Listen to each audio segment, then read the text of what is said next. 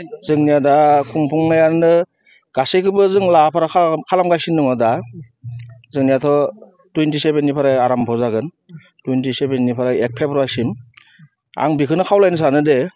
जोंनि बे हाबाफारियाव गासैबो बे ओनसोलनि रायजो राजाफोरा जाहाथे लैहोर लैहोर फैनानै जोंनि हाबाफारिफोरखौ जाफुंसार होयो बेखौ आसा थाबाय आङो आरो धोरोमनि गासै रायजो राजाफोरा जोंनि बे बाथौ धोरोम सिबिनाय रायजो राजाफोरा जाहाथे माने थोगि लाबोनानै फार्स्ट दिननिफ्रायनो थोगि लाबोनानै खुलुमफैयो जेनेबा दुर्गा फुजाखौ थोगि लांनानै जोंनि बर' हारिफोराबो खुलुमहैयो बेबायदि जोंनि बे बाथौ थानसालियावबो गासैबो जाहाथे निजा थोगि लाना फैनानै